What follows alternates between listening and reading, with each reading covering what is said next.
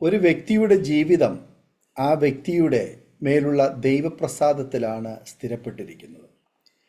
ദൈവപ്രസാദം ദൈവത്തിൻ്റെ അനുകൂലതയാണ്.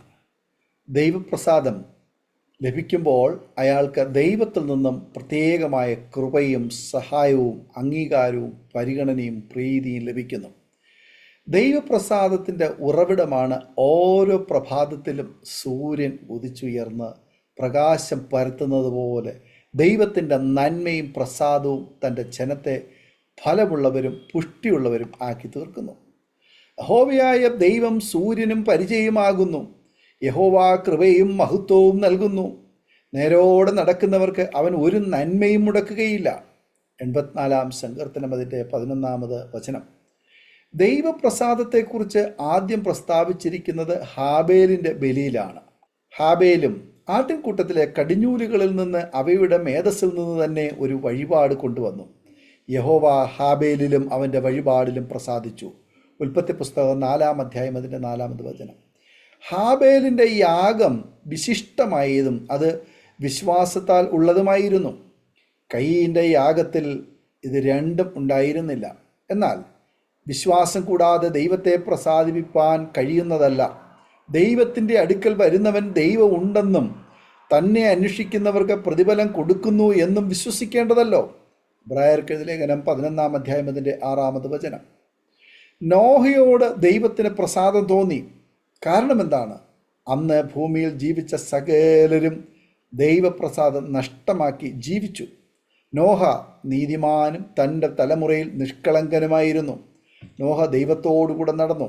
ഉൽപ്പത്തി പുസ്തകം 6 അതിൻ്റെ 9 വചനം. സത്യവേദപുസ്തകം നാം പരിശോധിക്കുമ്പോൾ അവരുടെ വിശിഷ്ട ഗുണങ്ങൾ കൊണ്ട് ദൈവപ്രസാദം ലഭിച്ച ഒട്ടനവധി പേരെ നമുക്ക് തിരുവെഴുത്തുകൾ കാണാൻ കഴിയും. അവരിൽ ചിലരാണ് ജോസഫ്, രൂത്ത്, എസ്തേർ, ദാനിയേൽ, ദാവീദ്, എലിസബത്ത്, മറിയ തുടങ്ങിയ പ്രിയപ്പെട്ടവർ. നമുക്ക് ദൈവപ്രസാദം ലഭിക്കാതെ ജീവിക്കുവാൻ സാധ്യമല്ല. ദൈവപ്രസാദം തൻ്റെ മക്കൾക്കായി ദൈവം കരുതി വച്ചിരിക്കുന്ന ഒന്നാണ്. ആരാണ് ദൈവമക്കൾ? അവനെ കൈക്കൊണ്ടവൻ്റെ നാമത്തിൽ വിശ്വസിക്കുന്ന ഏവർക്കും ദൈവമക്കളാകുവാൻ അവൻ അധികാരം കൊടുത്തു. യോഹന്നാൻ എഴുതിയ സുവിശേഷം 1 അതിൻ്റെ 12 വചനം. ഹൃദയവിശുദ്ധിയോടെ ഒരുവൻ യേശുവിനെ ഹൃദയത്തിൽ സ്വീകരിച്ചാൽ അവരെല്ലാം ദൈവത്തിൻ്റെ മക്കളാകുന്നു. അവർക്കെല്ലാം ദൈവപ്രസാദം ലഭിക്കുന്നു. ഈ ദൈവപ്രസാദം എന്നേക്കുമുള്ളതാണ്. അവൻ്റെ കോപം ക്ഷണനേരത്തേക്കേ ഉള്ളൂ. അവൻ്റെ പ്രസാദമോ ജീവപര്യന്തമുള്ളത്. സന്ധ്യയെങ്കിൽ കരച്ചിൽ വന്ന് രാപാർക്കും, ഉഷസ്സിലോ ആനന്ദഘോഷം വരുന്നു. 30 സങ്കീർത്തനം അതിൻ്റെ 5 വചനം. ദൈവപ്രസാദത്തോടെ ജീവിച്ചാൽ അനേക ഗുണങ്ങൾ നമുക്ക് ലഭിക്കും. ശത്രുക്കൾ അനുകൂലമാകുവാൻ ഇടയാകും. ഒരുവൻ്റെ വഴിയിൽ യഹോവയ്ക്ക് ഇഷ്ടമായിരിക്കുമ്പോൾ അവൻ്റെ ശത്രുക്കളെയും അവനോട് ഇണക്കുന്നു എന്ന് സദൃശവാക്യങ്ങൾ 16 അതിൻ്റെ 7 വചനത്തിൽ നമുക്ക് കാണുവാൻ കഴിയുന്നു. ദൈവപ്രസാദം ലഭിച്ചാൽ നമുക്ക് പ്രതികൂല സാഹചര്യങ്ങളിൽ ജയാളിയാകാം. ഒരു കൊച്ചു സൈന്യവുമായി യോശുവ കനാൻ നാട്ടിൽ പ്രവേശിച്ചു. എന്നാൽ 38 രാജാക്കന്മാരെയും അവരുടെ സൈന്യത്തെയും ദൈവപ്രസാദം വഴി തോൽപ്പിക്കുവാൻ യോശുവായ്ക്ക് കഴിഞ്ഞു. ദൈവത്തോട് കൂടെയുള്ള ഒരു ന്യൂനപക്ഷം ഭൂരിപക്ഷമാണ്. ദൈവം നമ്മുടെ കൂടെയുണ്ടാകുമ്പോൾ ദൈവം നമുക്കായി യുദ്ധം ചെയ്യുന്നു. നാം ഒരിക്കലും ആരോടും യുദ്ധം ചെയ്യേണ്ടതില്ല. ദൈവത്തിന് ഒരുവനോട് പ്രസാദം തോന്നിയാൽ നഷ്ടപ്പെട്ടതെല്ലാം തിരിച്ചു ലഭിക്കും. ദൈവപ്രസാദം ദാവീദിനെ പുൽപ്പുറങ്ങളിൽ നിന്നും കണ്ടെത്തി ആട്ടിടയൻ എന്ന പദവിയിൽ നിന്നും രാജസ്ഥാനത്തേക്ക് ഉയർത്തി. ദൈവപ്രസാദം ലഭിച്ചാൽ അനുഗ്രഹങ്ങളിൽ സമൃദ്ധി ഉണ്ടാകും. നമ്മുടെ അപേക്ഷകൾക്ക് മറുപടി ലഭിക്കും. രാജ്യത്തിലെ നിയമങ്ങൾ പോലും മാറ്റി എഴുതപ്പെടും.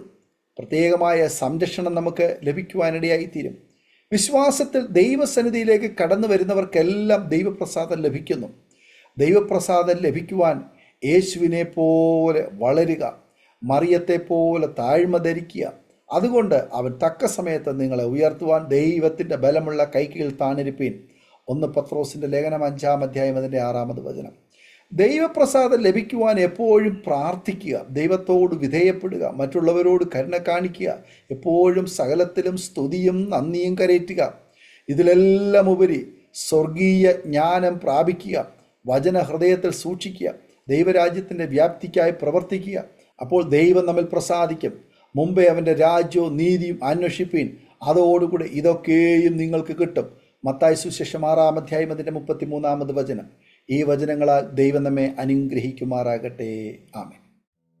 ഓർമ്മയുടെ മനോരഥത്തിൽ മായാത്ത ഓർമ്മയ്ക്കായി അരോമ മാട്രിമോണിയിൽ നിന്നും ജീവിത പങ്കാളിയെ കണ്ടെത്തൂ. നിങ്ങൾ ഒരു ക്രിസ്തീയ ജീവിത പങ്കാളിയെ അന്വേഷിക്കുകയാണോ? അതോ മക്കൾക്ക് അനുയോജ്യമായ ഒരു തക്ക തുണയ്ക്ക് വേണ്ടി പ്രാർത്ഥിക്കുന്ന വ്യക്തിയാണോ? എങ്കിൽ അരോമ മാട്രിമോണി നിങ്ങൾക്ക് വേണ്ടിയാണ്. ഇന്നു തന്നെ സൗജന്യമായി രജിസ്റ്റർ ചെയ്യൂ.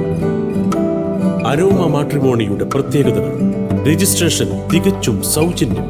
ലോകത്തെവിടെയുമുള്ള അനുയോജ്യമായ ക്രിസ്തീയ ജീവിത പങ്കാളിയെ തിരഞ്ഞെടുക്കാം. വിവാഹം നടക്കുന്നതുവരെ സർവീസ് ലഭിക്കുന്നു. ഏറ്റവും ചെറിയ പാക്കേജുകളും തിരഞ്ഞെടുക്കാം. അരോമ മാട്രിമോണി നിങ്ങൾക്കായി ഒരുക്കുന്നു വിവാഹം പരമാനന്ദം. Email aroma matrimony2020@gmail.com